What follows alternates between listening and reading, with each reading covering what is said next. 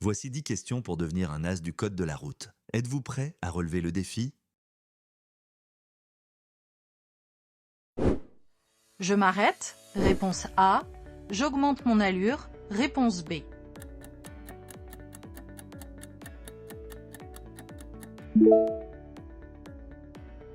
Que se passe-t-il ici? La voiture sort de son stationnement. Étant en marche arrière, il risque de ne pas me voir. Pour limiter les risques d'accrochage, je m'arrête. Bonne réponse A. À cette intersection, je vais tout droit. Réponse A. Je tourne à gauche. Réponse B. Je tourne à droite. Réponse C.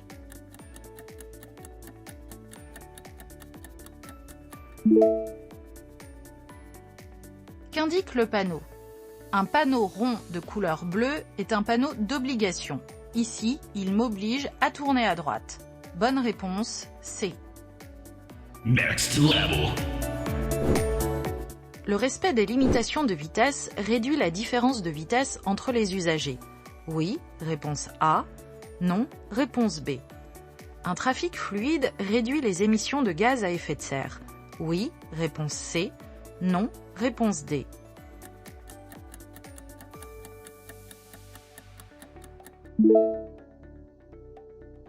Le respect des limitations de vitesse peut-il réduire les différences d'allure? C'est mathématique. Si je respecte la limitation imposée à 130 km/h, j'ai des chances de rouler à la même allure que la plupart des conducteurs sur cette portion d'autoroute. Cela réduit donc les différences d'un véhicule à l'autre et aide à la fluidité de la circulation. Une circulation fluide permettra d'éviter les embouteillages, eux-mêmes responsables d'émissions de gaz à effet de serre. Bonne réponse A et C. Congratulations. Je vais avoir un feu clignotant. Oui, réponse A. Non, réponse B.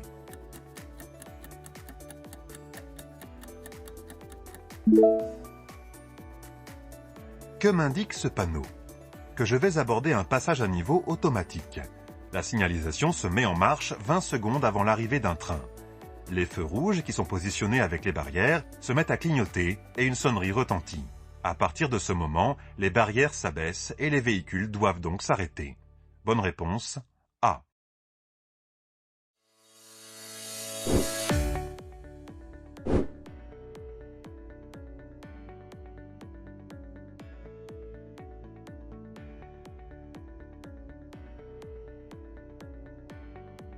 Pour effectuer cette marche arrière, je contrôle uniquement mes rétroviseurs.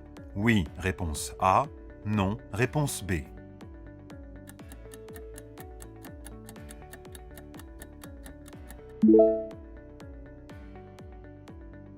Quel est le risque en marche arrière? De ne pas voir un usager qui arrive sur les côtés ou encore de ne pas maîtriser la vitesse ou la trajectoire. Lorsque je fais une marche arrière, je contrôle en vision directe, en regardant derrière moi pour voir le plus large possible. J'utilise également les rétroviseurs en complément. Bonne réponse B. En roulant à 130 km/h, je parcours en une seconde environ 20 mètres, réponse A, 40 mètres, réponse B.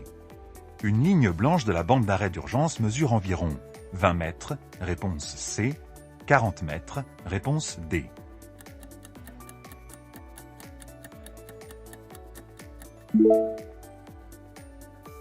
Comment évaluer approximativement la distance parcourue en une seconde? Cette distance est évaluée en multipliant le nombre de dizaines de la vitesse par 3. Ainsi, à 130 km/h, je parcours environ 39 mètres en une seconde, alors qu'à 90 km/h, ce n'est plus que 27 mètres environ. Pour garder une bonne distance de sécurité avec le véhicule qui me précède, je compte 2 bandes blanches sur l'autoroute, chacune mesurant 39 mètres. Cela permet d'avoir le temps de freiner en cas d'urgence. Bonne réponse, B et D. J'attends les premières habitations pour rouler à 50 km/h. Oui, réponse A. Non, réponse B.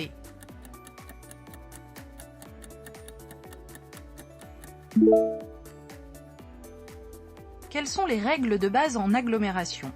Sauf indication contraire, la vitesse est limitée à 50 km/h et il est interdit de klaxonner, sauf en cas de danger imminent. Je dois appliquer ces règles dès le panneau d'entrée d'agglomération. Bonne réponse, B.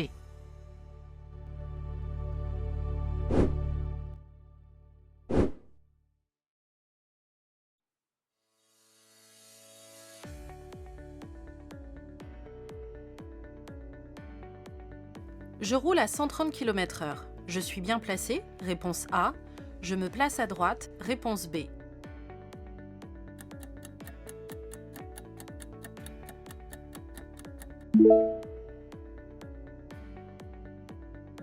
Où circuler sur autoroute? Je circule toujours sur la voie de circulation la plus à droite possible. Attention, lorsqu'à droite se trouve la bande d'arrêt d'urgence ou une voie pour véhicules lents, je ne l'utilise pas pour circuler. Sur cette vidéo, je circule sur la bonne voie. Bonne réponse A.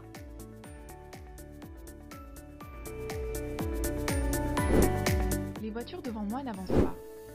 Je dépasse le feu? Oui, réponse A. Non, réponse B. Je reste au niveau du feu?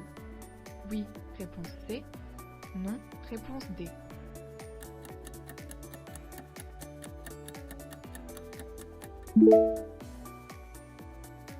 Pourquoi rester au niveau du feu?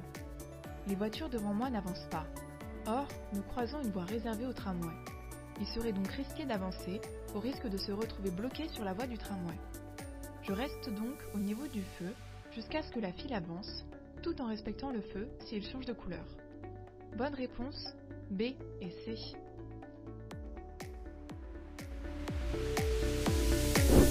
Je dépasse. Oui, réponse A. Non, réponse B.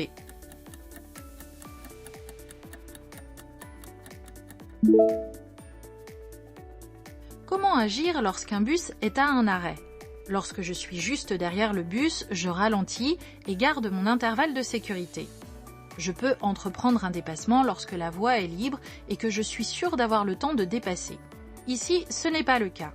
Je ne vois pas ce qu'il y a sur la voie arrivant en face et je constate dans mon rétroviseur gauche qu'un véhicule est en train de dépasser. Je patiente donc derrière le bus. Bonne réponse, B.